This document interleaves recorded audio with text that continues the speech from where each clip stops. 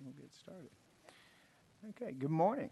It's 9 o'clock, October the 22nd, and we will convene with the work session of the Tennessee Textbook Instructional Materials Commission, Quality Commission. I'm Neil Durbin from Dyersburg, Tennessee, the Director of Schools, and we'll just go around the table. Some of you, most of you have been here numerous times, some of you haven't, so Mr. Cagle, quick introductions. My name is Frank Cagle. I'm from East Tennessee. Michelle Bowman, I'm a librarian in Sevier County. Lisa Coons, Assistant Commissioner for the Tennessee Department of Education. Joanna Collins, attorney for the Department of Education, and I'm here to help. Pam Kimbrough, Recording Secretary for Textbook Commission. Marcy Rudd from Jackson, Tennessee.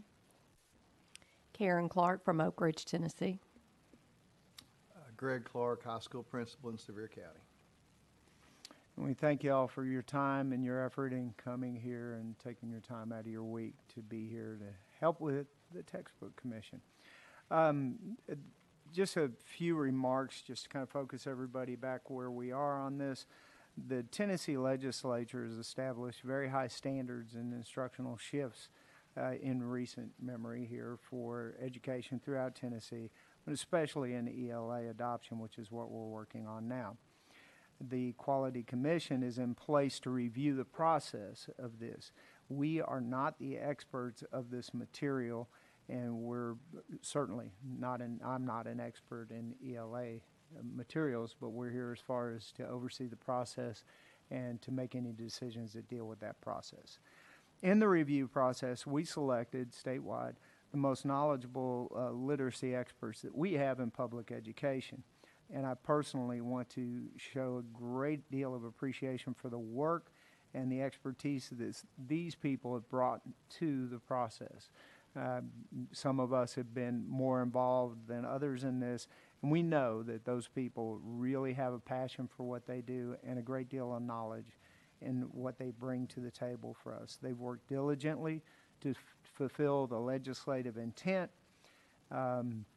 And now it's really important for us to move forward and to keep the schedule, because as a director of schools, we're working with budgets that are long-term budgets over multiple years, and to go forward and complete this adoption process as scheduled.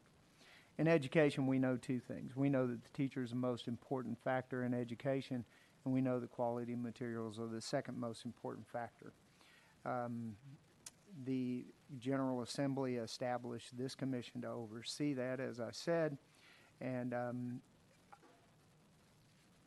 not to comment on their intent, which was the best materials that we could get. I feel that there's a really good possibility that there is some great material out there of very high quality. I know that for a fact, that may not meet all of the requirements of the legislative intent. Therefore, the waiver process has been established where an LEA holds the ability to show how they plan to use the materials and to fill in any of the gaps that may be in there that are not fulfilling the true rubric as we go through that. So there's the ability to fill the voids, get a waiver, and to have other things adopted. Our ultimate goal, to sum this up, is to get the best quality materials and, of course, to get those in the hands of the best quality teachers that we can get so that we can continue to advance the education in Tennessee. So, here we go. We're moving forward to item 2 in the workshop. The agenda, we have the agenda items on the second page of yours. You've got an agenda there. Does anybody have any questions about the agenda? We have had a request that after the public comment that we take a break so that you'll have an opportunity at your own pace to look back over materials that you have in your notebook and to have those in reflection to what the comments were in the public comment section. Okay, so that we may take an extra break in there. Okay. Any other comments on the agenda? Okay. The minutes, you have the minutes before you there. Pardon? Yes, under tab 1. I'm sorry.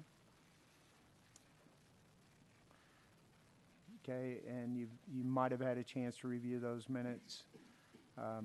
Hopefully you have.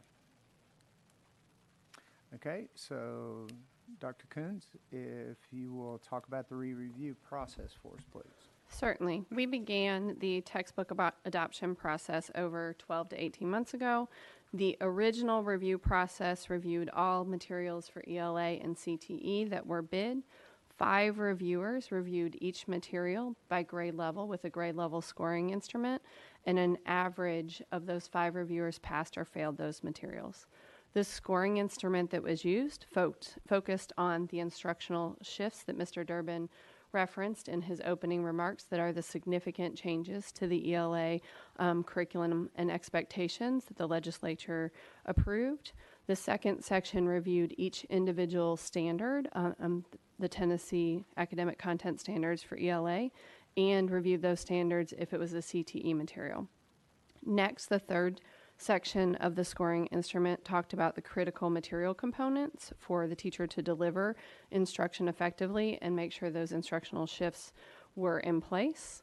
In the K2 and 3-5 materials, there was a foundational section, and finally, for information only about the teacher features in the materials. So during the original review, all 5 sections were scored.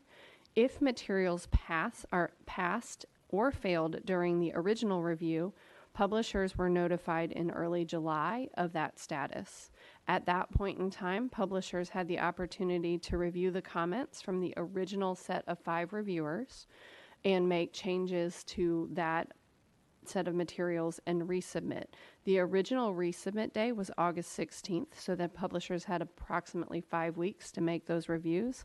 Because of the pause, which you voted on September 20th, publishers actually submitted all of their materials for re-review on September 27th.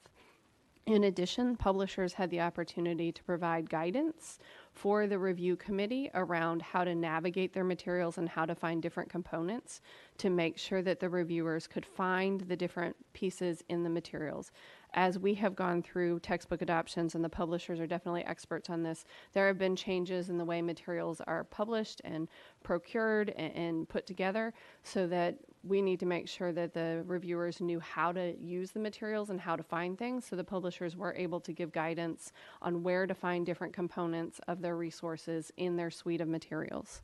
The review occurred on September 28th and 29th, and thank you, Mr. Durbin, for attending. We appreciated your presence and comments and conversations with the reviewers. We appreciated your oversight during that time. We had 2 reviewers review every single material that was resubmitted. So anything that failed during the first review was resubmitted and reviewed on the 28th and 29th by 2 reviewers. As you recall, on September 20th, an additional review qualification happened for our reviewers. They went through an additional scoring task, and the top 26 reviewers were selected for that 28th and 29th review process, and they were normed on that task before they were selected to make sure we had the very best of the best review the materials on the 28th and 29th. They completed their review of all materials on the 28th and 29th, and of the 70 materials that were re-reviewed, 72% of those materials passed on that status. Publishers were notified the following week of their re-review status, and reviewers left you detailed comments as well as the notification for publishers. So publishers received each of those pass-fail documents that you have in your notebook on the week of the 30th, September 30th, so no later than October 4th. They also received those materials. You also have a summary sheet in your notebook for each publisher that still had failing materials that provides you a high level of the trends across materials for those 4 components. So in your summary sheet in your notebook, you have high-level trends around instructional shifts, around standards, around critical material components, foundational skills. Teacher features are not included in your notebook because that was for your information only and was not part of the re-review process. So the re-reviewers left you comments on any material that still failed after the re-review process, and then you also have a trend document within your notebook to provide you the feedback from the expert team that you requested to re-review these materials over the 28th and 29th. I do also want to highlight the waiver process that Mr. Durbin mentioned. Districts have started the process and are in process. We have not had any districts submit a waiver, but districts have the opportunity to look at materials across the board, regardless of this list, and determine what best meets their needs. So if there is a material that may have failed because of a gap in standards, they can supplement that gap on a local process and submit a waiver to the commissioner and request to use materials. So there is still a waiver process which allows local districts to ultimately make the decision about what materials best fit the needs of their students. Okay, so not to be too redundant here, we had 5 reviewers that reviewed all the materials, right? In the initial review. Yes, sir. And then we had 2 reviewers for the re-review. Correct. For each one that did not pass, okay? For a total of And- 7 unique reviews. And the only, the re-reviewers would not have been the initial reviewers as well, right? Correct. So these are 7 individual reviewers who did this. Okay, the only materials that were re-reviewed were materials that did not pass under the initial review, Correct. okay? And of those, you said 72% in the re-review, Passed. they did eventually pass. Correct. Okay, and the best of the best were the people who were doing the re-review, and they were retrained and renormed. Correct. And a few of the processes were slightly, that is a smaller group, and Correct. so obviously the logistics changed slightly on that. We did have 3 materials where the 2 reviewers disagreed. And in those situations, Mr. Cagle asked about what our process was going to be on the September 20th. So in the event we had 3 materials where the reviewers disagreed, we had a 3rd reviewer from that team of 26 review that material independently. So we could have had as many as 8 different people Correct. review, right? Okay. Okay, so the process, obviously, you know, if Karen, I know you've seen the process, you know what it entails. The tool that, you know, that was established, that the legislature more or less mandated us to use, is a laborious tool. Okay, it's a long tool. And we're looking at that, and we'll look at that as a commission, you know, as far as amending that. But we weren't able to change that in the middle of the stream. We can't, you know, we couldn't just go through the process and change the rules at halftime. So, you know, it is what it is, and we were working through that, and hence the waiver process and the flexibility in the waiver process. Okay, the ultimate decision still goes to the LEAs as we finalize this, because they will have the option of choosing whichever materials they want in the adoption process that they go through. Correct? As long as their waiver is approved by the commissioner. Yes. Got that. Okay. All right, Ms. Collins.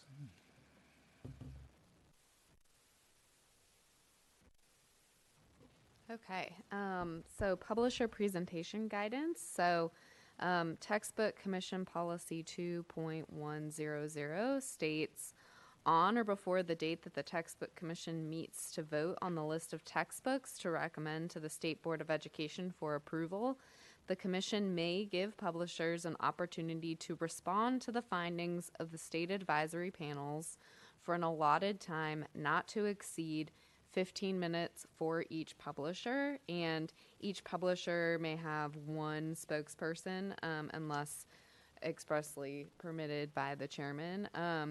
And I understand from the chairman that each publisher will have the full 15 minutes to give their presentation, and then the commission members will have an opportunity to ask any questions at that time. So we have received 2 requests to present, and so those are on the agenda.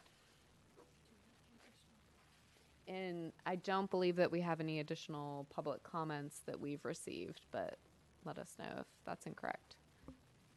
Okay, great.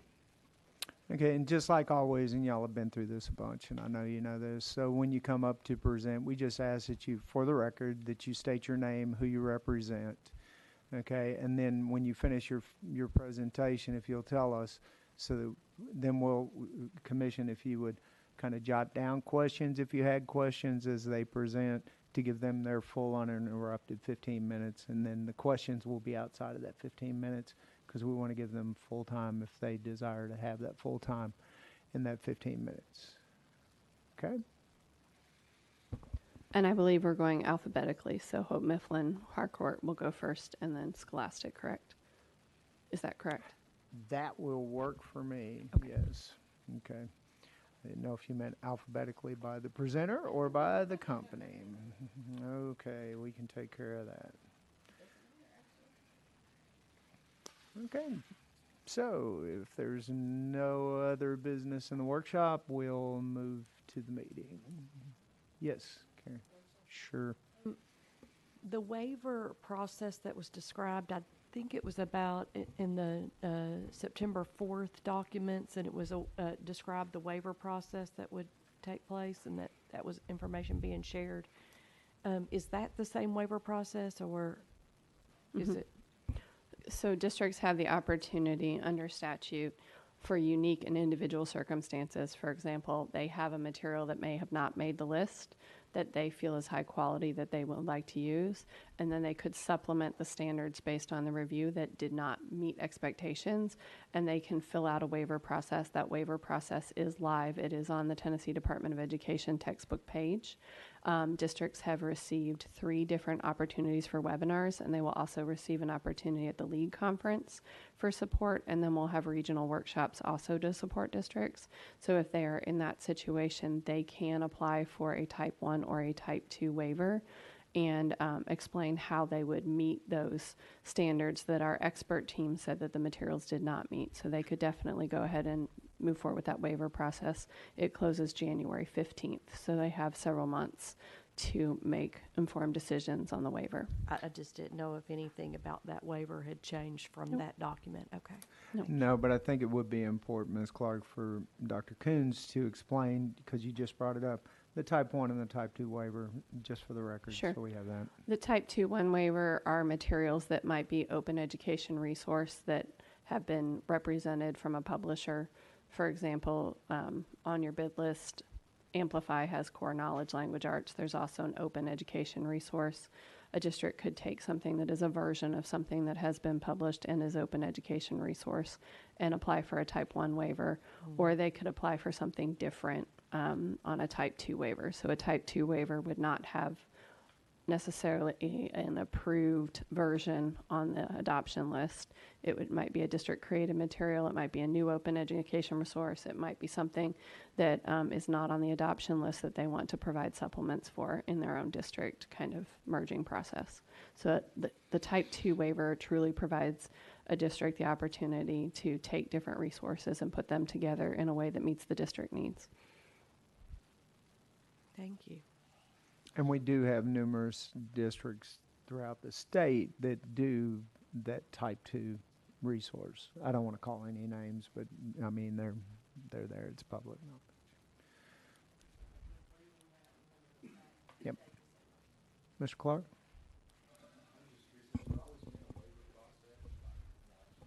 There has always been a waiver process in statute. I would have to refer to Joanna about when that waiver process has been approved in statute, but I think it's 10, 15 years. I think the ability to meet districts' unique and individual needs has changed over the past several years in the state, and as the publishing market changes and as districts have fiscal needs and different fiscal resources, I think we've had an expansion of districts who have actually applied for waivers in the past several years.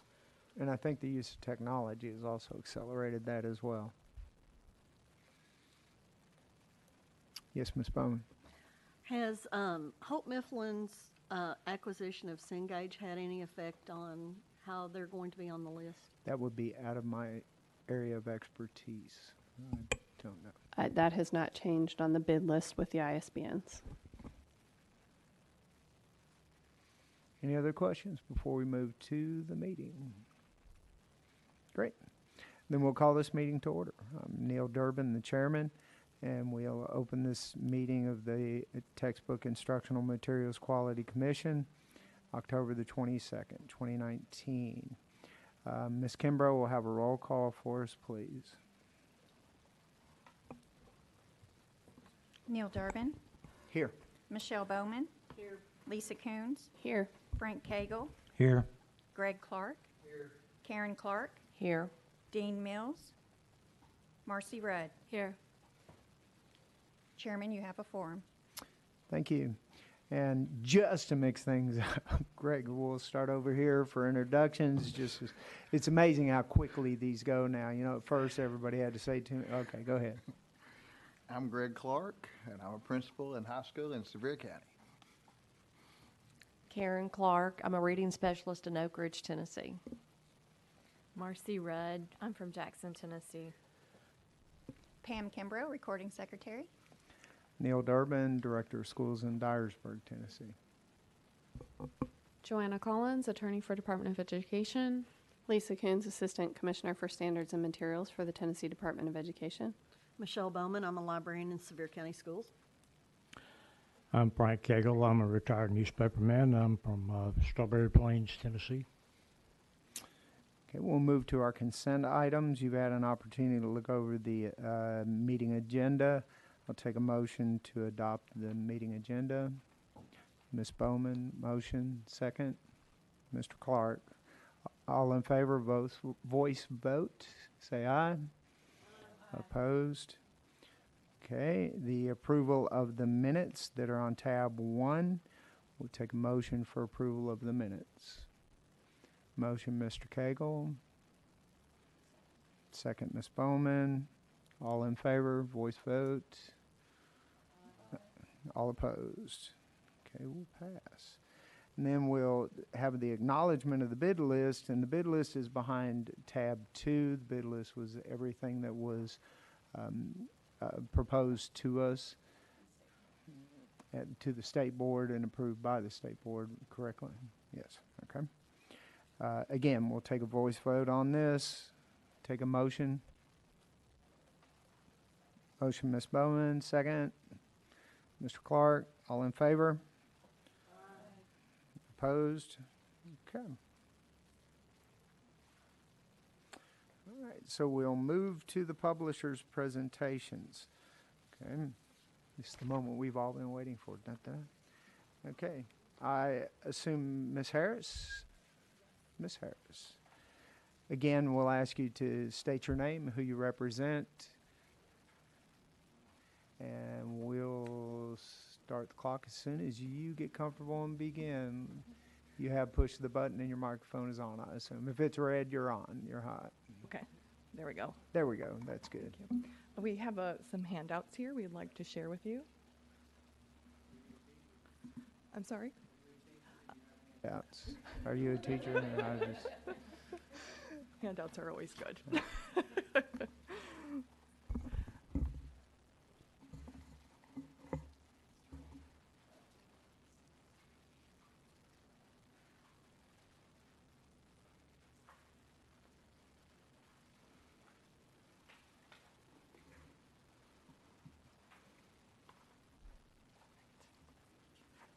Okay. Does everyone have a handout? Okay, great. Good. Good morning. My name's Jennifer Harris. I'm here on behalf of Houghton Mifflin Harcourt. I'm the Vice President of Learning Architecture for K-6 Reading. My team is the team who created the Into Reading program for Tennessee. And we would like to just talk through the 2 points in grade 3 that were failed in the re-review process, and kind of talk through some evidence supporting that those criteria have been met. So I'll kind of just walk you through each slide since we don't have anything to show on a screen. That might be the easiest. So going to the first slide that says initial review results on page 2. So basically all of our grade levels passed the initial review except grades 2 and 3. And both of those grades passed 3 out of the 4 sections. So that was the overall result after the first initial review. We submitted material as part of the re-review process. And in that process, grade 2 did pass. And those same criteria, though, were failed in grade 3. However, the instructional approach and the pedagogy is identical from grade 2 to grade 3. So we just wanted to walk through these criteria specifically and places in which we have met those criteria and have you consider those points, please. So following the review results, you'll see a slide that says 12 grade levels approved. So again, all of the grade levels that we submitted, we also submitted, although I'm in charge of the K-6 program, we submitted literature as well for the middle school and upper grades. So all of those passed. So we had this one sliver of grade 3 that we're talking about today. So going to the next slide, please, you can see our grounds for the appeal. So I'd like to outline the grounds that we want to talk about today in terms of the appeal. We'll hope you'll consider the evidence that I'll show you shortly. And the reading, the pedagogy, the instructional design, and the method of delivery across 3 through 5 are really identical, and 4 through 5 pass that same criteria. And so we hope that you can see that grade 3 follows that same approach, and it follows that, hopefully, that would pass as well. So the next slide, the red slide that says a closer look at Tennessee Indicator Section 1B. This is regarding vocabulary, and I'd just like to illustrate how the program does indeed provide direct and contextual instruction for Tier 2 and 3 vocabulary that supports knowledge building. So a little closer look at that. On the next slide, we outline the instructional approach for teaching critical vocabulary, and this is true across K-5. So the re-reviewer's concerns centered around the absence of a vocabulary routine and a lack of explicit teacher instruction in vocabulary. So I'd like to address those directly. Interreading's vocabulary approach is explicit and systematic. The approach, which is identical across all grades again, includes an introduction to the words, guided practice and application, review and reinforcement, and a spiral review. So you can, going to the next slide, you'll see the vocabulary routine cited at a unit level and at a lesson level at point of use. And here, the critical vocabulary from each student book selection that kids read is introduced through the use of the vocabulary routine. The basic routine appears with every introduction of the words, as shown here. This is a powerful routine and consistent in all grades. We understand that there's a lot of material to review when an ELA program's getting reviewed, so we feel that perhaps it just wasn't seen, or the re-reviewers might not have seen it, so that's why we just appreciate the opportunity to point it out. The next slide, you'll see the little vocabulary card that says democracy on it. So after teachers have introduced the critical vocabulary words for a section, they guide the students' practice. Then the students use these vocabulary cards for targeted application. Each card includes the word's definition, a context sentence, and along with collaborative discussion questions. So this helps students directly apply the knowledge they've just learned about the critical vocabulary words. And these reviewers may not have had access to these. You would have had to look for them online, so we're not sure if perhaps these were missed, but this is a kind of a critical component to the vocabulary instruction. And following the direct application, there's review and reinforcement with guided practice and application at the lesson level. So the words are reviewed and reinforced in a subsequent lesson. Students also complete an activity with the words in a know it, show it component, which is a workbook in which kids can apply what they've learned. And then there's also a spiral review. On the next page, you'll see an example of that. So the spiral review reviews not only the current vocabulary words, but also the previously taught words. So in summary, that is the conclusion of where we feel that vocabulary, that indicator has been met.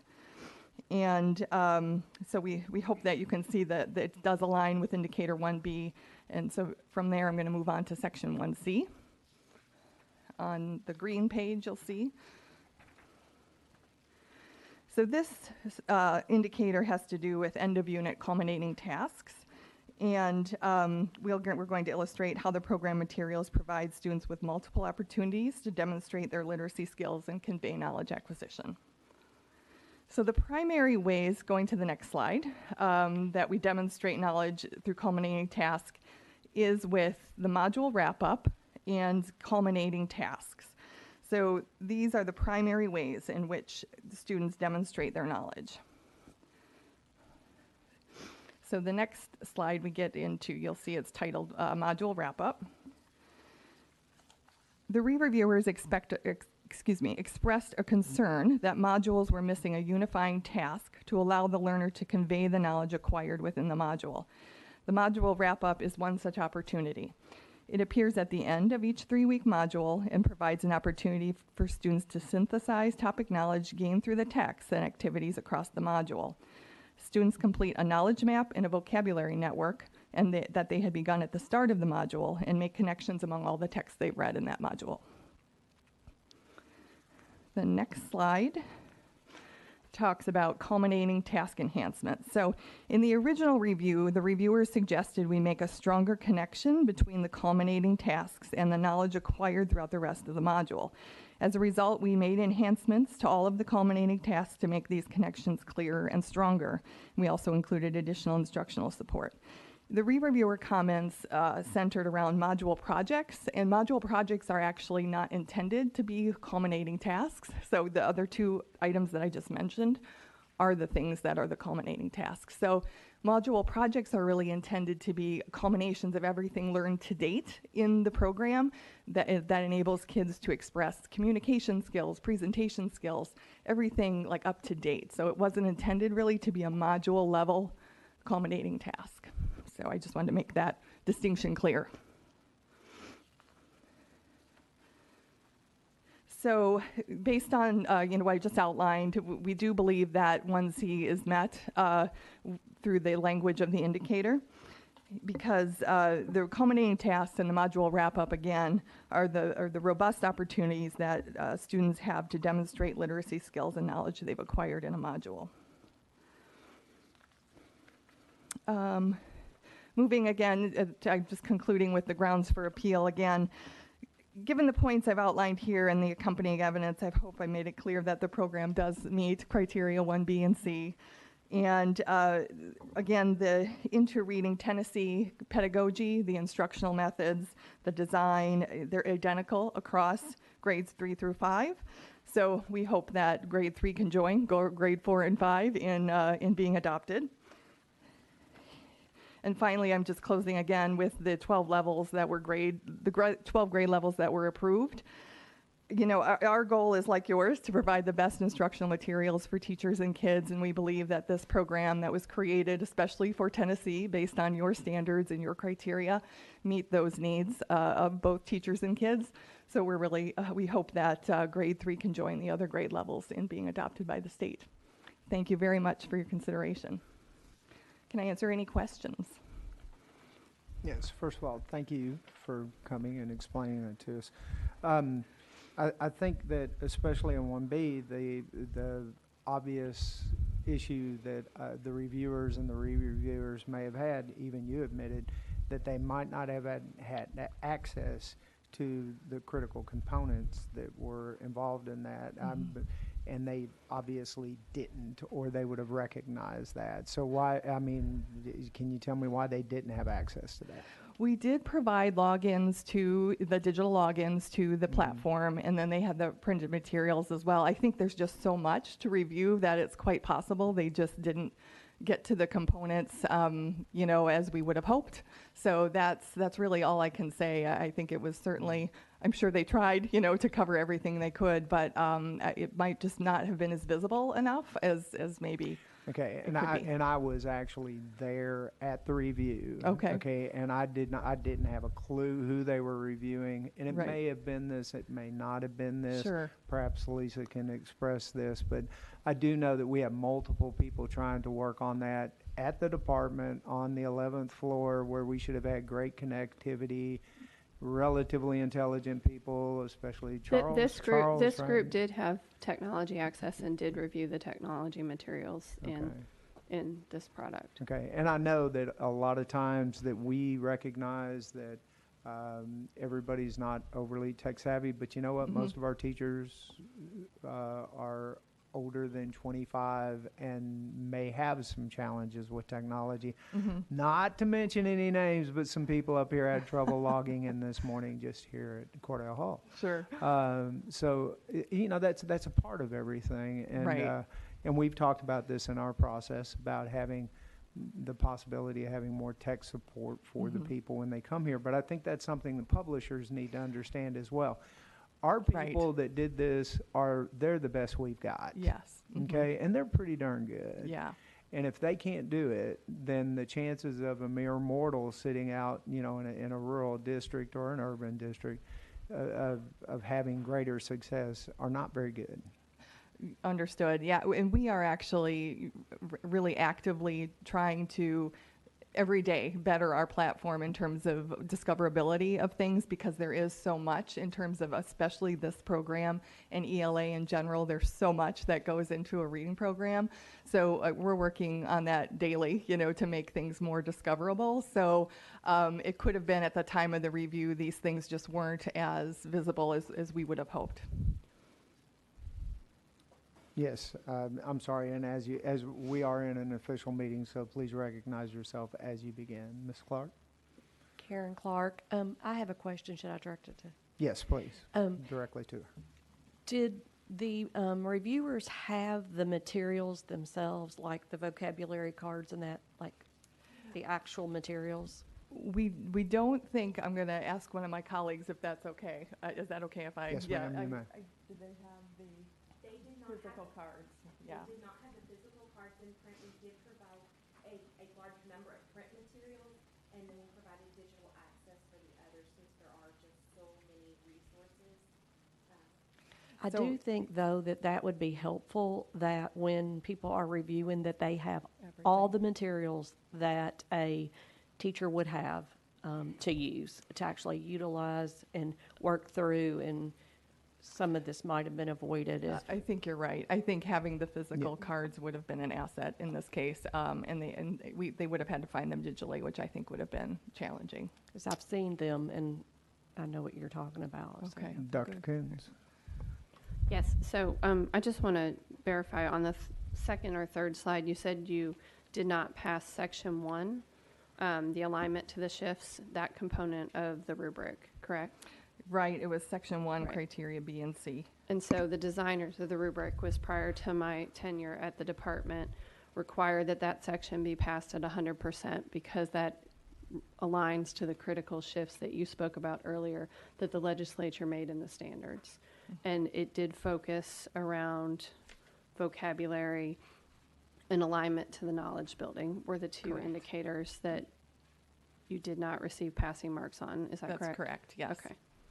And then in your presentation, you talked about vocabulary. What I see in the comments is connecting to text. Do you have, I know this is your presentation, but for the committee and for their review of your appeal, I see that you have a slide about democracy, and it talks about ideas about democracy, country democracy, a school run by democracy, but I don't see examples that address specifically the comments from the reviewers about connected to text. Do we have anything like that for the commission to review that specifically addresses that connected to text concern from the reviewers? So the vocabulary cards, one example of those are derived right from, the words are derived right from the text and the selections the kids are reading. So this particular selection is all about democracy, and that whole module relates to being a good citizen, democracy, that's the theme. So while I don't have the selections handy, although I don't know if we have any print things handy. So I guess, the Jennifer, my vocabulary. Yes. specific question is, the comments from the reviewers in your report said that their largest concern was the direct connection from vocabulary to context. Does your presentation provide us any examples that reflect that concern of the reviewers? I think that what I read as their explicit comments, I have their, so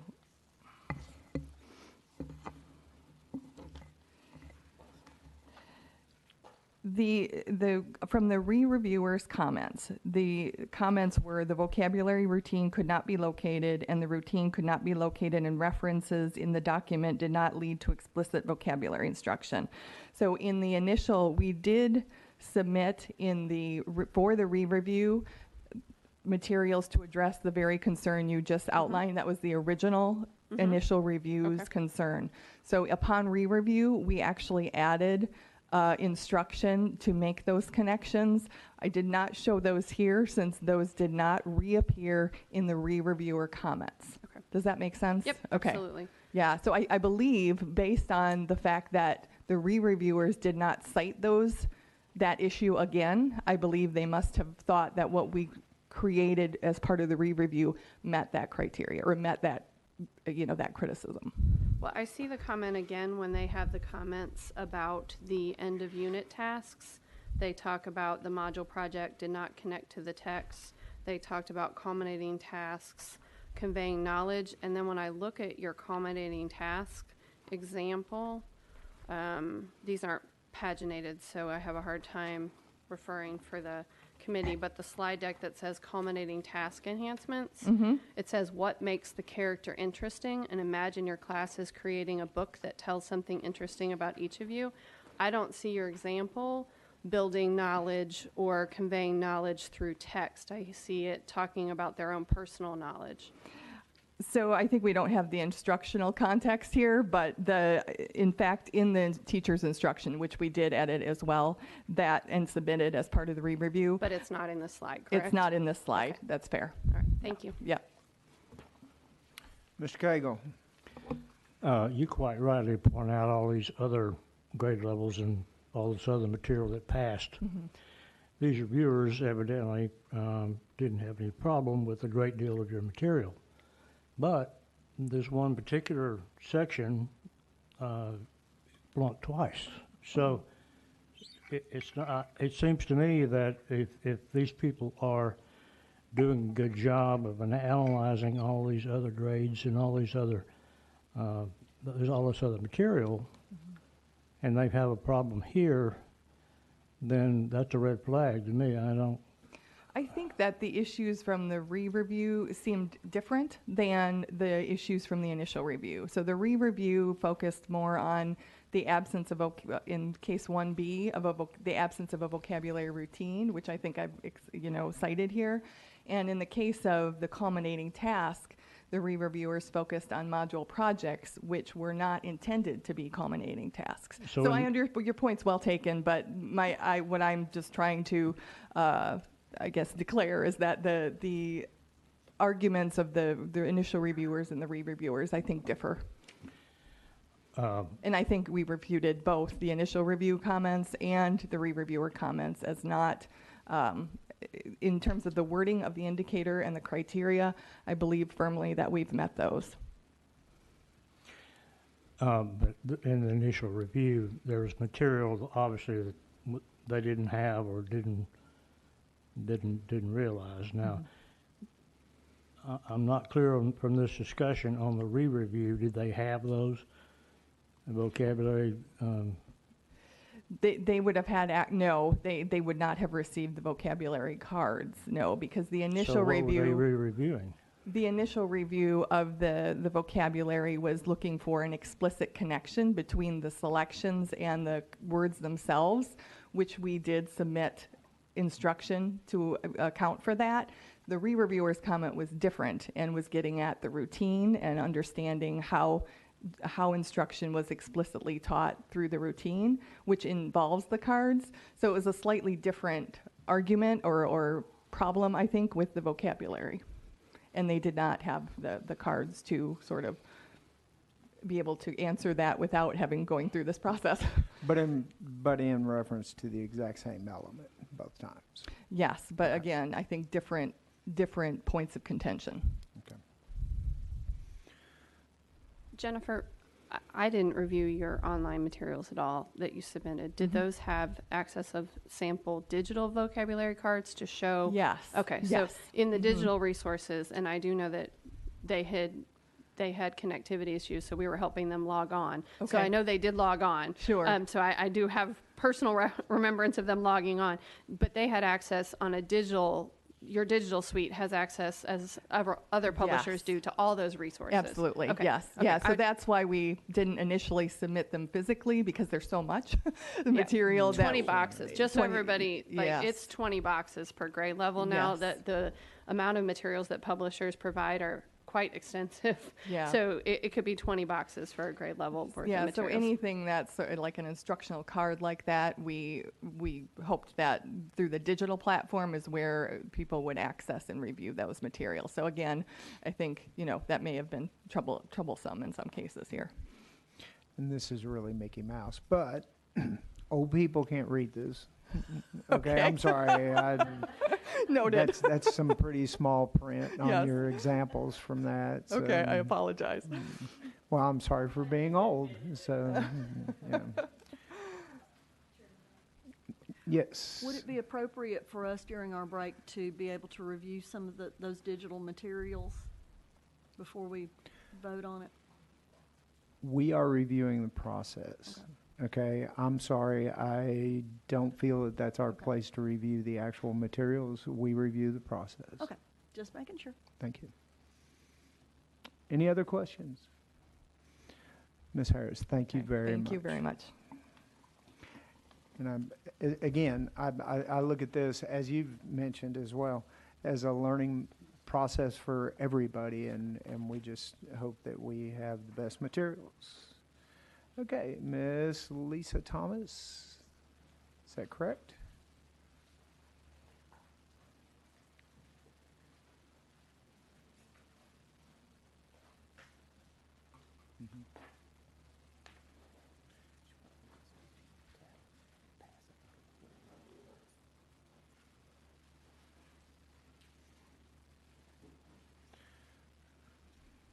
Don't worry, we won't start the clock until y'all get set up. I can tell you've got a lot of stuff here, okay? So,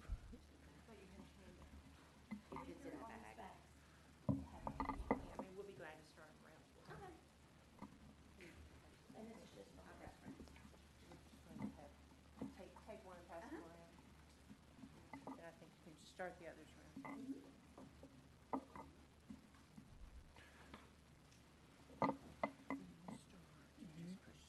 Okay. Okay, sounds great.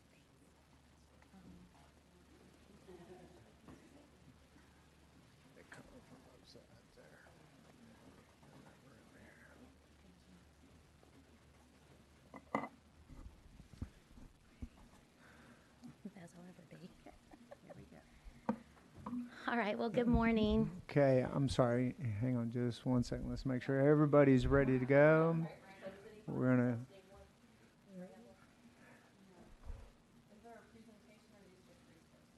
If you'll pull that out, we're going to be using everything that's in your bag. Okay. Thank you. We don't want to take your time, so why don't you let Thank us you so kind of get much. adjusted here. We're going to be referring to these two documents. Great. And then there are also some books that are for your reference as well. I can do this without the book if you want me to. You want to do a read aloud? Done it before. Hang on. My grandkids are going to love this.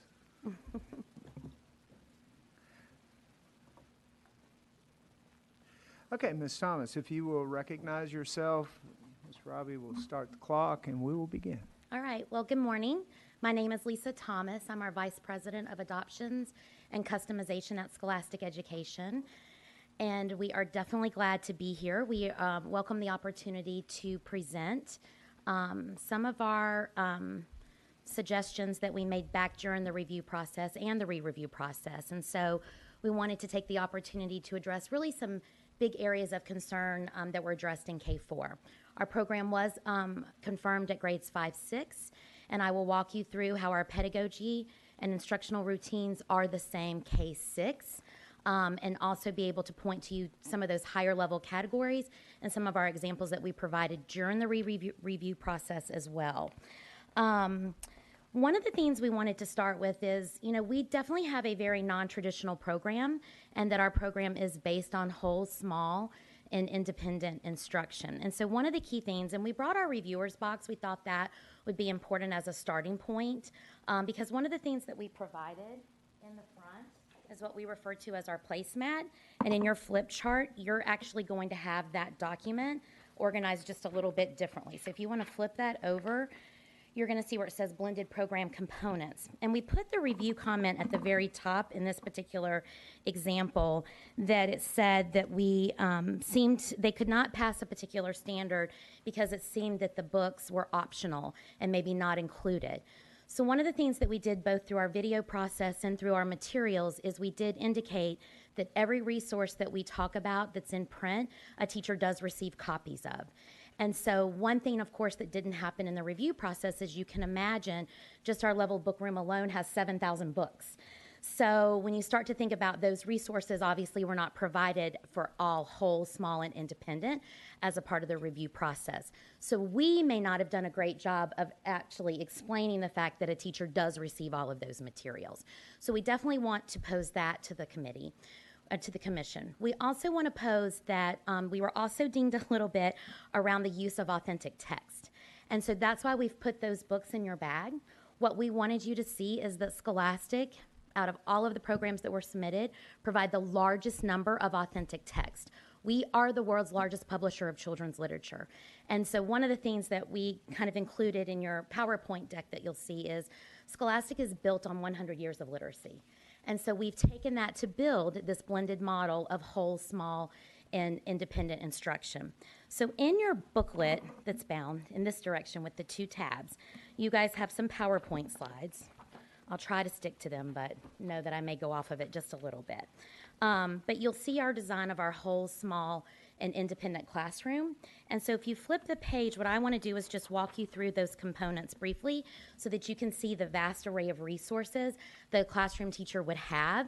And this will also point to some of our vocabulary and word work that we're going to indicate, because different routines are found in different resources for the classroom teacher. So you're going to find that we provide an implementation guide at each grade level. We also provide a getting started, which is the first 3 weeks of instruction. We also provide 6 teacher guides at each unit. But all of those resources are housed in what we call our teacher digital hub. So all resources that a teacher would indicate or need to use in the classroom are also housed here. So again, depending on accessibility to that teacher hub could have prevented some of the review of those resources as well. We also include flip charts and posters. Again, examples of all of those were provided in the box, but again, they didn't get to see every single copy of every single one, okay? Then if you flip to the next page where it says small group components, this is based on our leveled book room.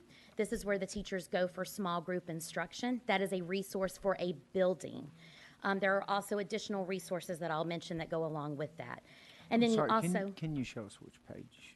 Oh, sure. It's going to be this page right here. We're on the same page Yes. with you. Great. Thank you. Thank you. You know I'm going fast and furious. Yes, ma'am. So the small group pieces are there. Then if you flip to the next page, those are going to have your independent learning components. A huge part of our independent learning, which also helps to address both the phonics and word knowledge and inventory standards, are housed in our programs first and Word. Both of those are digital programs, and again, depending on the access that reviewers may have had, depends on how deep they got into those particular products, and I'll demonstrate a few pieces around that. And then we also include a 50-book library based on the 7 strengths, all authentic text. So that's where a lot of that authentic text piece comes into play. So you'll see kind of our key statements we wanted to focus on today were around authentic text and how we address text complexity, which I'll do with you in just a moment, how we address differentiated instruction, and our vocabulary and word work. So those are going to be our 3 key areas of focus in the next few minutes. I'm going to start with text complexity. So if you keep flipping in the same resource that you're in, you're going to see a chart that looks like this.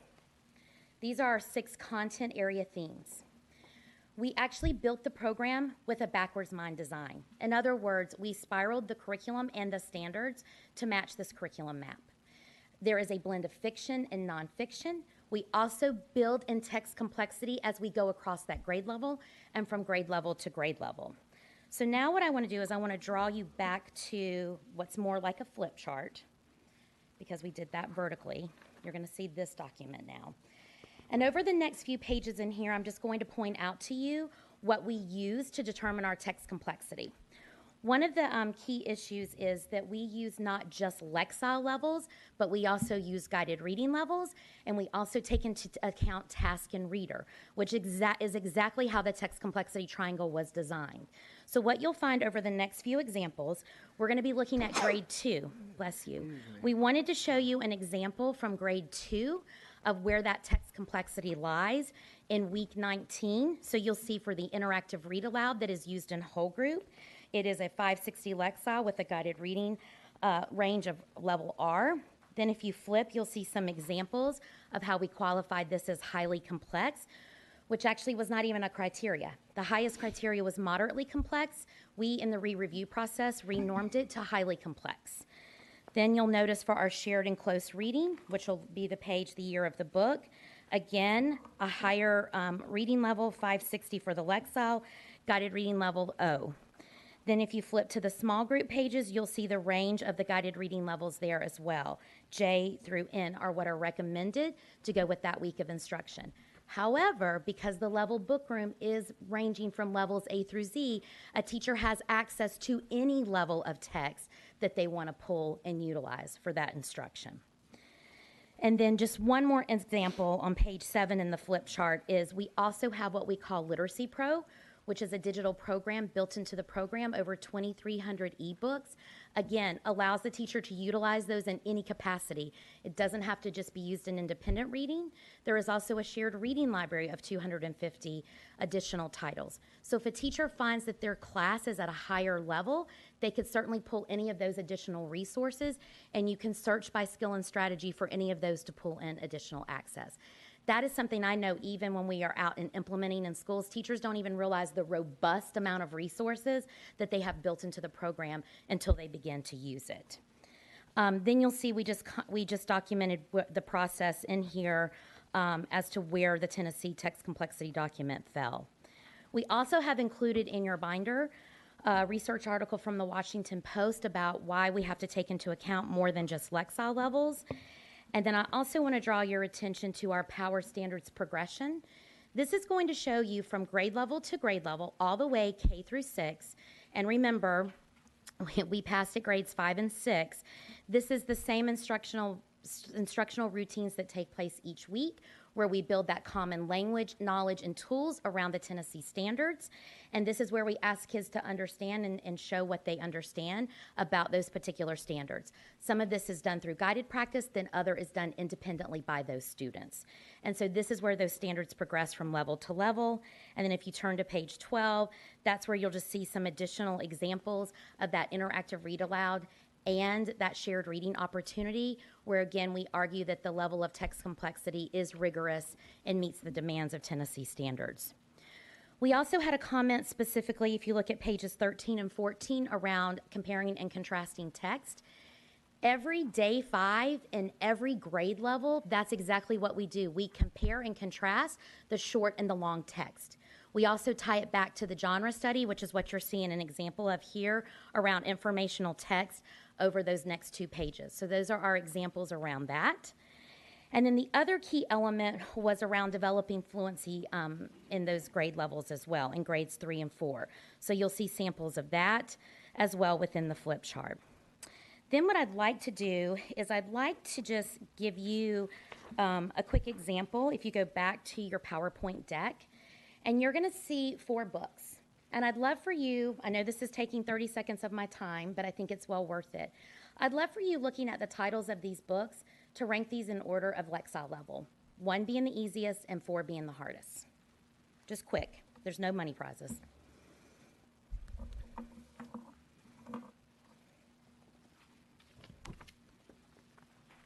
Got them?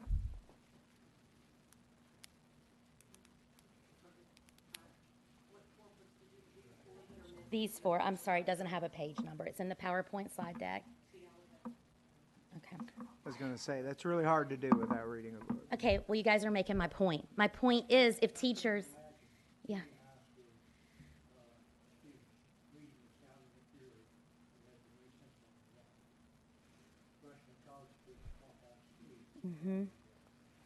Yeah, well, I'll just give you guys a quick lowdown here. O is for Orca, is a 1050 Lexile level. The Sound and the Fury is actually a 800 Lexile level, which falls in 4th and 5th grade. My point is, with text complexity, you can't just judge a book by its cover, right? You actually have to get into the text. Lexiles only take into account the syntactic. It does not take into account the content and the meaning. And that's the point that we just wanted to make for you guys, is that when we talk about text complexity, it's more than just a Lexile level, okay? All right, so the last thing that I want to do with you guys, and I know I've got you flipping all over the place, is we're going to stay in the flip chart, and I just want to give you a second to look at vocabulary and word work in scholastic literacy. We too have a daily vocabulary routine. We're going to be on page 17 in the flip chart. The daily routine is actually housed in the implementation guide, which could have caused an issue for reviewers to find that. That is something we obviously do within our implementation training of scholastic literacy. But you'll find that for every day of instruction, and I know this is hard to see on that far right side, we've circled every day. We're coming back to those same vocabulary words if we're rereading that text. If it's a new text, we introduce new words, but all the words are connected because remember that graphic I showed you about the content area focus? That's our theme and our topics. That's how we've matched all of the content that we're teaching in the program. And so when we build that vocabulary, we also build it through our instructional routines in Word, which is our digital program, Words Open Reading Doors. You're seeing screenshots of that on page 18. Within Word, we actually have students read both fiction and nonfiction passages. We know from the research of Dr. Freddie Hebert, who's one of the authors of our program, that 2,500 word families make up 90% of the English language. That's what Word does. It teaches the kids those 2,500 word families. And so what we wanted you to be able to see that may have been difficult in a review process, depending on how much time teachers and reviewers spent in each of these, is that these programs actually do teach the vocabulary instruction. They are tied thematically to scholastic literacy, which means we are connecting both in a print and a digital format for classroom teachers and for students, who at the end of the day, right, is the most important customer at the end of all of this. The other piece we've highlighted for you, if you keep flipping to pages 22, you'll see we also address foundational skills through our small group instruction. And then on page 23, one of the areas that was addressed that we provided in the re-review process is that we did not follow Marzano's thinking around vocabulary instruction. And so we did provide a chart to show out of those 11 strands how often we meet that through all of the various texts: read aloud, shared reading, and small group instruction. So you'll see that chart. And then last but not least, we also have our unit projects. Our unit projects are housed not only at the end of each unit, but then there are also additional extensions of those projects on the Teacher Hub. So those are also provided in here for you as well, along with our rubrics that we use for understanding each of the unit projects, but also what kids did throughout that unit. So we want to base that foundation and understand how kids are being assessed throughout the process, not just on one individual assessment. So those are all of our key pieces. I know I've gone very fast, but I do want to end with really one of my favorite quotes because I think, you know, we're at a bit of a crossroads, right? And so C.S. Lewis always says you can't go back and change the beginning, but you can start from where you are and change the ending. And so we obviously ask for your vote to override and change this to a K-6 approval so that we can have the opportunity to provide a consistent program to all schools K-6. In your binder, you also have a letter from Maryville Schools. They are already in the process of using the program K-3. That letter is provided. Thank you. Okay, thank you. That letter is where? I'm sorry. In section 2, first part of section 2. First part is section 2. Along with some additional resources for your review. Okay. Possibly a little miscommunication here. I think that was a great job of, I love your product, always have, okay? Our job is not to make higher level decision making on as far as what, you know, the studies show and what Marzano thinks and all of that. Ours is to look at the process, okay? I don't know about the rest of the commission. I won't speak for any of them. For me, I need to know how you address what we said didn't happen on a business card.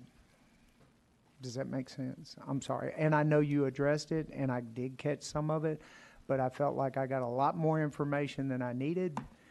I think you did a great job. You know, like I said, you know, if I was looking for something for my daughter to teach her kids, you know, it's great materials, love the materials. That's not our job. Did that make sense? How many standards did you not meet? Quite a few. That's why we can't sit here There in was a lot 15 of minutes it. and go one by one. But what we tried to do is highline, because it was around authentic text and text complexity K4, the vocabulary word instruction K4, and then also the third point being the differentiated instruction. So whether I'm talking kindergarten or whether I'm talking fourth grade, that's why we pulled the examples that we did, because our program is the same. The only difference is we focus more on foundational skills in those primary grades, and we move it more into word work in those higher levels. But vocabulary is consistently taught throughout. So that's why we picked kind of our 3 big items to discuss with you guys today and give those examples. Dr. Kuhn? If the review committee will turn to the Scholastic binder, I can address your question, Mr. Dermond. Scholastic failed approximately 50% of the shifts in education around vocabulary instruction, specifically around opportunities for students to convey knowledge building, and the reviewers commented on the students' use of text evidence. When we look at Tennessee Code Annotated, it requires the materials to conform to standards. Scholastic's materials, according to our expert reviewers, did not meet 30% of the Tennessee Standards indicators. So those are the answer to your question. Okay, so once again, I'm not making any judgment on the materials, the presentation, what the pedagogy that goes with this is at all.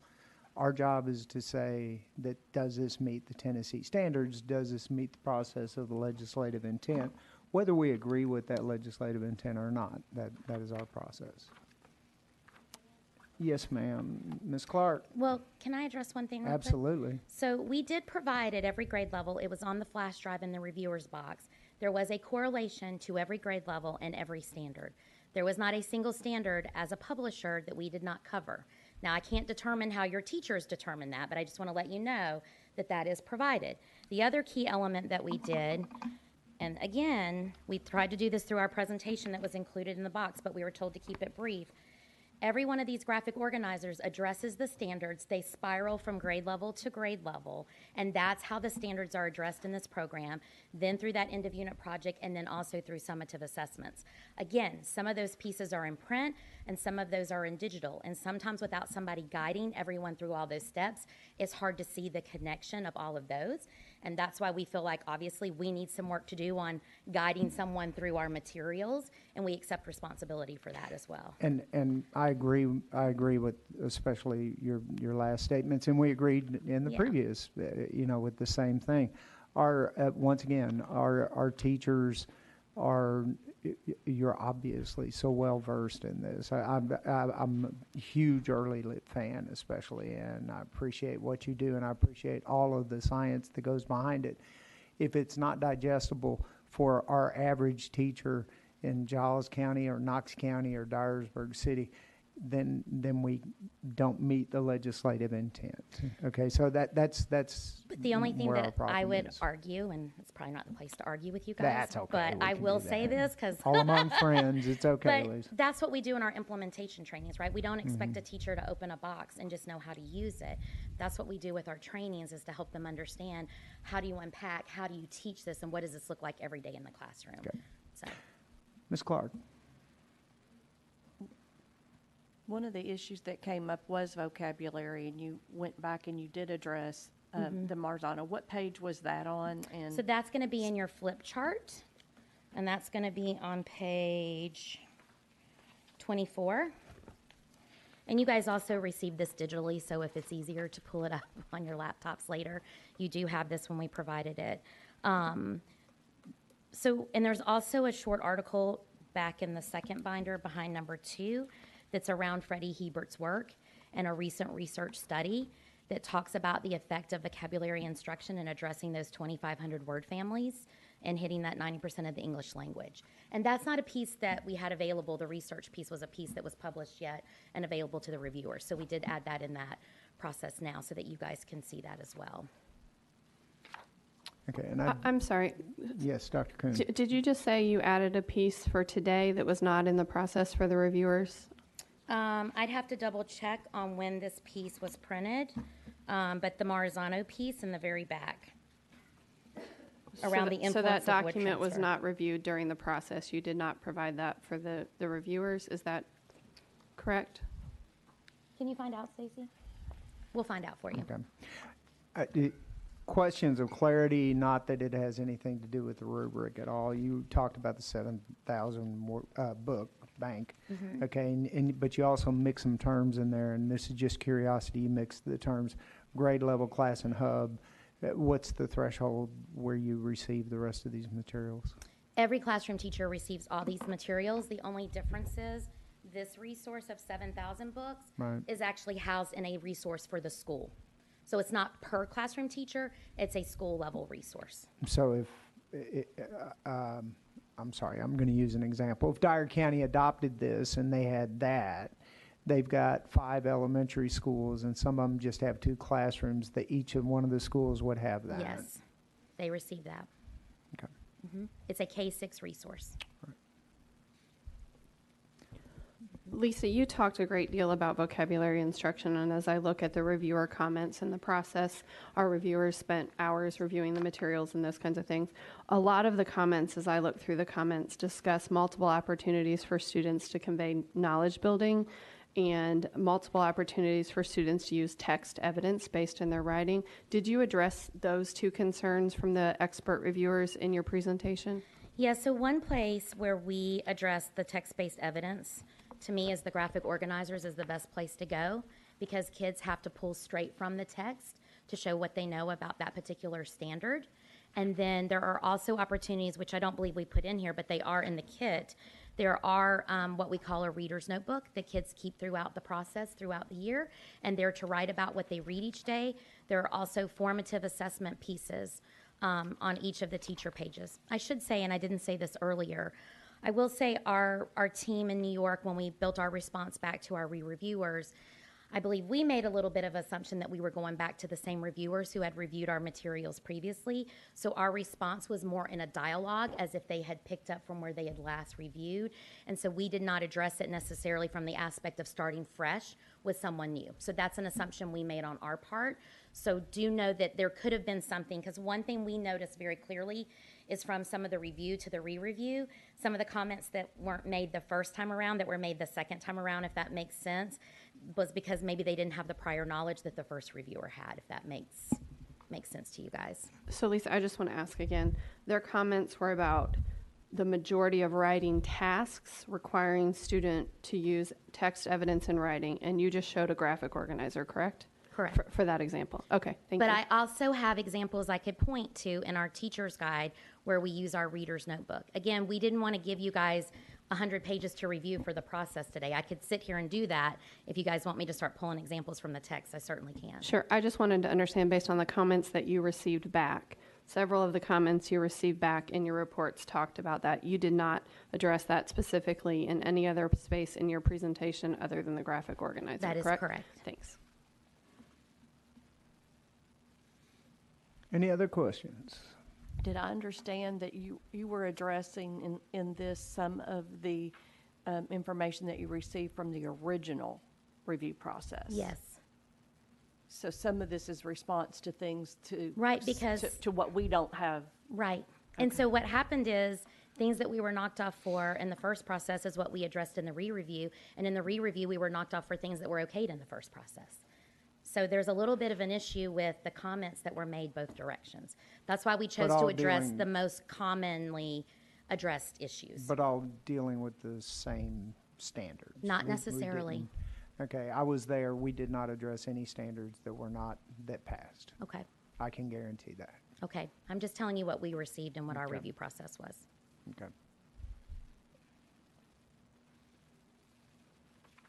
Any other questions? And I just want to clarify, you passed 5th and 6th grade on the re-review. Correct. kindergarten, first, second, third, and fourth failed in the first review for 5 reviewers, and they failed in the second review with an additional 2 reviewers. So you had over 20 reviewers, 25 reviewers review the K4 materials that failed in the first, and then you had an additional 10 expert reviewers review your K4 materials in the second re-review, correct? Correct. Okay, thank you. Further questions? Thank you very much. Thank you. Okay, with the lack of public comment, we're going to take just a break here. And in the break, the opportunity is for you to look at the comments that were made in the appeals, to go back into your tabs, and you've got the tabs under behind 3. You've Lisa. got both of those on there. Okay, so you can look at those and review that material before we come back together.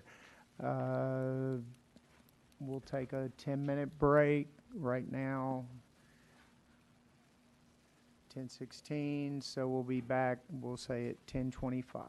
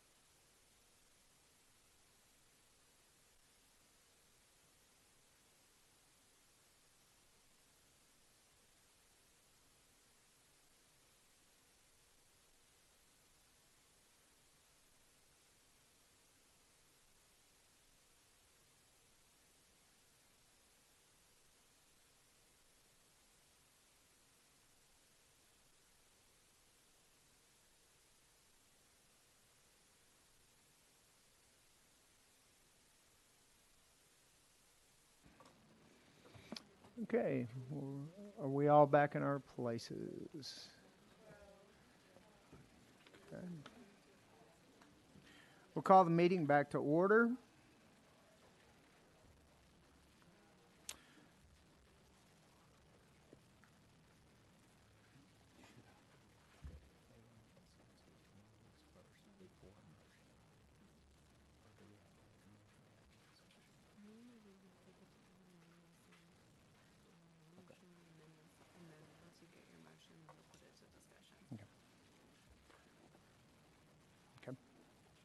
All right, so we're taking up the items, and we're going to take these up independently. We're going to take up the item of HMH and their appeal. Okay, the first thing that we need to do is we'll have a motion, and then we'll have discussion, and then we'll take a roll call vote on these. So do I have a motion?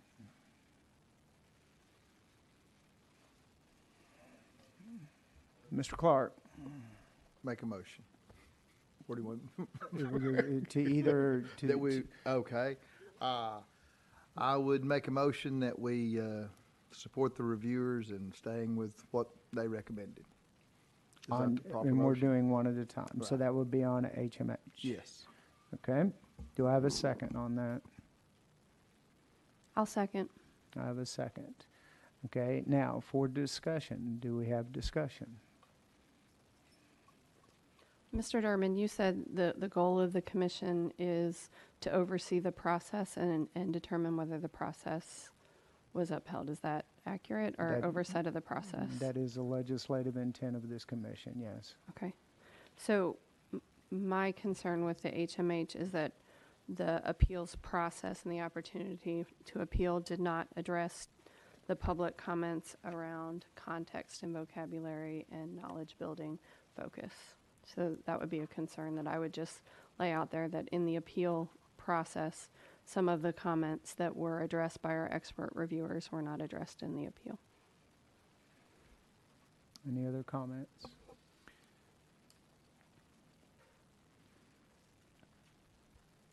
Mr. And Cagle? I think there was some question too, whether reviewers initially had all the material they needed, which I don't think is the reviewer's fault. So I support the motion. Any other comments? Ms. Clark, you look like you want to say something. Microphone.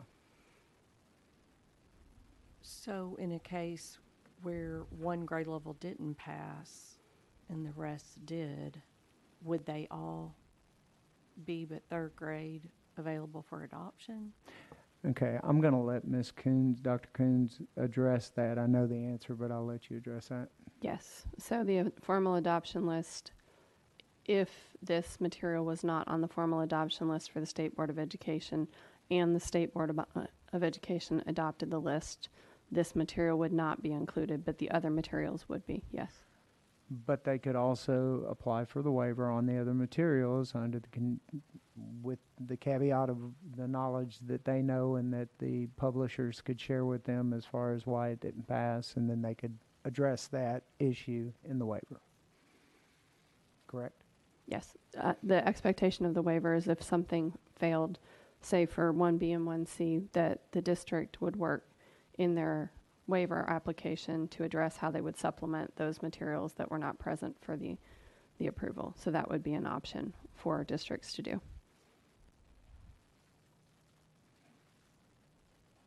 Ms. Clark?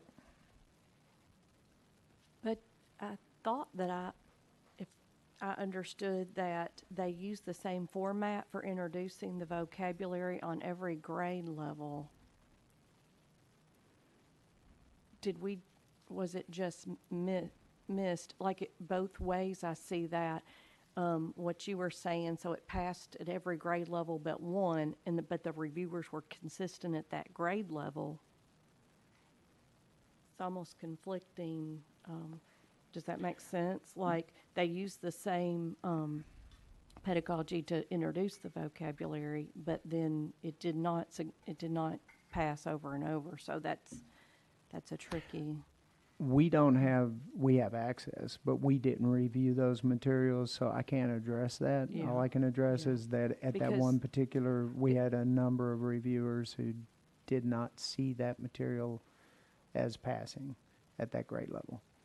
Now, whether that was an inconsistency on their part, which they scored different things at, at different grade levels, or whether that was just the fact of it, because we did discuss in the discussion, in the review discussion, that there were some other materials out there, they just didn't have them.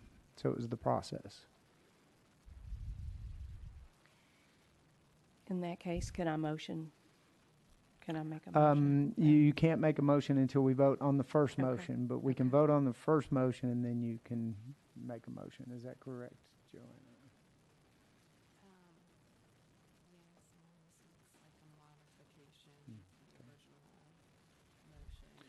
Okay, do you want to modify Mr. Clark's motion, or is this a different motion? Sorry. Okay. Then we will put the first motion to a vote. Okay, any further discussion? Okay, so the motion, can we repeat the motion, Ms. Pam? I'm sorry, we're going to repeat it from her. Yes. The motion would be to approve the appeal of HMH. No, that was not it. Okay, we're going to clarify this. Mr. Clark, we'll repeat that motion one more time. That could be, The motion was to support the reviewer's decision to leave the third grade off the list. so to deny the request. Okay, so just to make it critically clear here, if you voted yes, then that would be to deny the request for it to be added to the list. If you voted no, that would be for that motion to fail. Okay? Everybody clear? Okay? Mr. Durbin, Yes. Ms. Bowman, No. Dr. Coons. Yes. Mr. Cagle, Yes. Mr. Clark. Yes. Ms. Clark, No. Ms. Rudd, No. Mr. Chairman, you have 4 ayes, 3 noes. Okay, then the motion carries.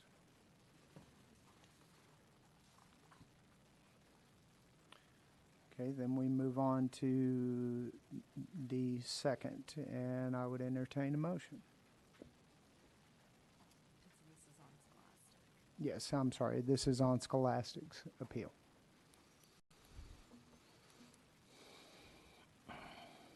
Mr. Cagle. I move that we deny the request. Okay, so the motion has been made to deny the request of the appeal. Do I have a second?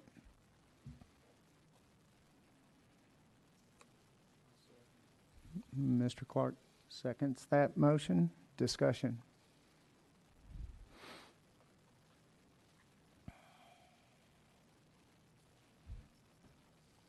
Ms. Clark.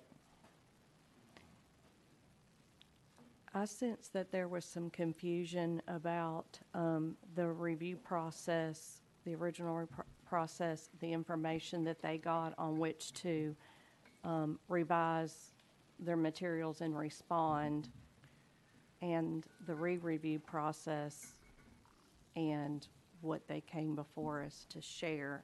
There's a lot of information that we were given, and I think it's a difficult situation with so many reviewers having found so many reviewers did review and found issues with the materials, and then there was a lot of information given to us today. So it's a complicated. And it is. Situation. I agree. And again, focusing again on our process of what we are to do the best that we can. It's really hard I understand, it's hard to get our grasp around this in the short period of time that we have in order to do that. Mr. Cagle? Dr. Coons, do you recall offhand how many reviewers failed this material? In the review process, we had 35 reviewers review K 1, 2, 3, and 4. In the re-review process, we had another 10 reviewers and potentially additional tiebreakers review these materials. So at least 35 expert reviewers from the state of Tennessee, ELA experts, reviewed these materials and failed them. Okay. And if you look at your document on the re-review, 50% of the instructional shifts failed and 30% of the standards failed.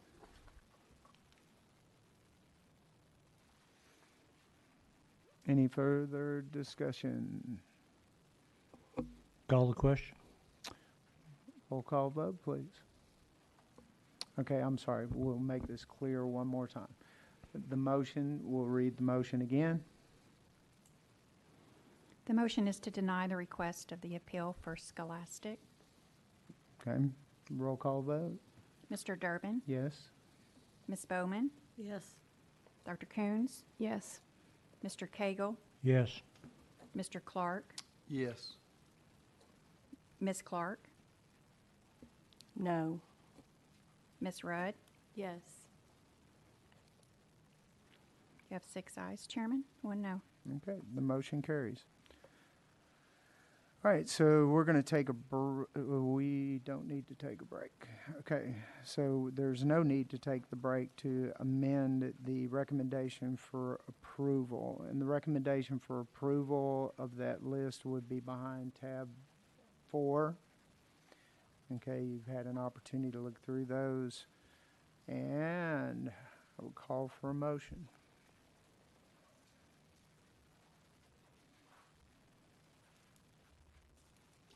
Ms. Bowman, I move that we adopt Section E of the adoption list. second? Mr. I Cagle? second. Second by Mr. Cagle. So, any discussion? In the discussion, I would like to go right back to where we started from. I think that the importance here is that the materials they're bountiful. There are a lot of materials out there.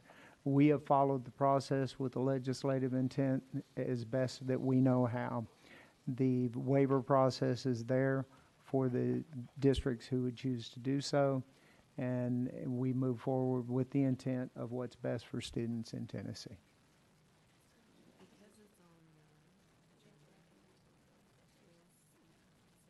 Oh, I'm sorry, I'm missing. You voted to recommend to approve, and then you need to vote on the first and final reading Okay. on the actual list. Okay, I'm sorry. So the first thing that we're doing, we're voting on is a recommendation to approve the list, and we'll take a roll call vote on that, and then we'll actually vote on the actual list again. So, roll call? Mr. Durbin, Yes. Ms. Bowman, Yes. Dr. Coons, Yes. Mr. Cagle, Yes. Mr. Clark, Yes. Ms. Clark, Yes. Ms. Rudd. Yes. Chairman, you have 7 ayes. Okay, so the motion passes, and now we move to approve, or take a motion on Cycle E ELA adoption list, first and final read, and that is the list that's behind tab 4. Entertain a motion. Ms. Bowman makes motion, second. Mr. Cagle, discussion. We will move on the vote. Roll call vote to approve Cycle E ELA adoption list for final read. Mr. Durbin, Yes. Ms. Bowman, Yes. Dr. Coons, Yes. Mr. Cagle, Yes. Mr. Clark, Yes. Ms. Clark, Yes. Ms. Rudd. Yes. 7 ayes, Mr. Chairman. Thank you. Okay, announcements and notices. Dr. Kuhn. So typically, the Tennessee Textbook Commission meets in the spring to move forward with the next material, which would be Cycle F, our math adoption. However, you voted and the state board voted to delay the math adoption to do a math standards review. We are in the process of the standards adoption. This process will begin in the fall for mathematics. The state board manages the process to revise the math standards, and then they go to standards recommendation committee in the summer. And so we will have new math standards next year. This committee decided that they will wait to adopt textbooks because that makes sense with new math standards for our districts. So we will begin the math textbook adoption next fall. So we will have a meeting not in the spring of 2020 because it doesn't make sense to have a meeting if we're not in the middle of an adoption process. So look for meeting dates to be sent and reviewed for late August, early September to begin the math textbook adoption process. And we certainly hope that all of you will be here to help us in that process. And our 2 vacancies. And our 2 vacancies, and Toto too. Any other business from the commission? If not, I have none. Yes, Ms. Bowman. One request, when we schedule for the fall, can we not make it on Fridays, please? Okay. Any other? Pam, can you make sure that goes in the minutes, please? There's a request to have it on Friday in the fall. I was going to say, not to have it on Friday in the fall. Woo, good. Okay. Okay. All right. If there are no more comments, I will take a motion to adjourn. Second? Second. We are adjourned. Thank you.